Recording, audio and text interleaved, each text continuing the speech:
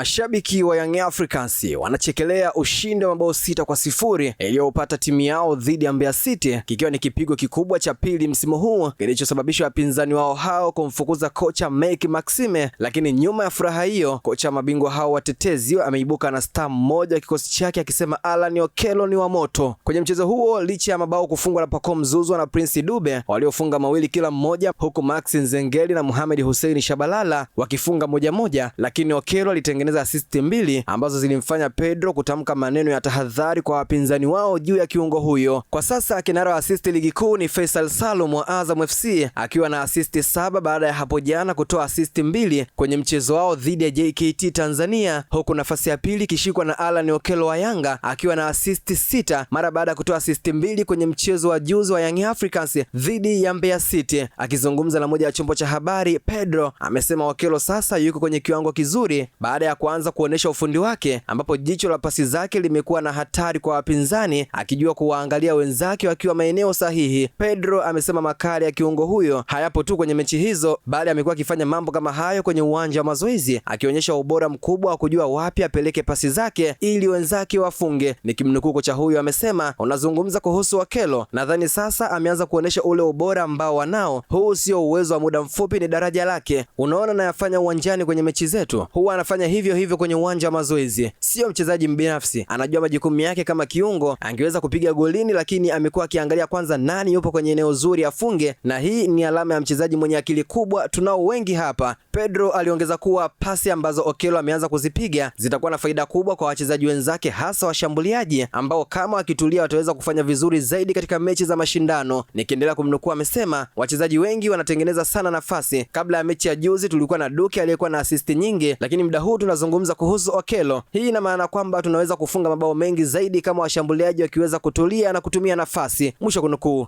Dube ambaye alirejea kufunga akiandika bao lake la 7 akizungumzia ubora wa Okello amesema kwa sasa mashabiki wataamini maneno yake aliposema Okello ni mchezaji wa daraja la juu, ambapo bahati mbaya alichelewa kuanza kuonesha makali yake. Nikimnukuu Dube amesema, kitu anachofanya Okello hapa watu wataamini kwamba nilisema huyu ni mchezaji wa daraja la juu. Bahati mbaya ni kwamba alichelewa kuanza kufanya mambo ambayo tunayaona sasa. Ni kiungo fundi sana. Mwisho kunukuu. Imeandikwa na Khatim na Heka na kusoma kwako nami Hamza Saifu.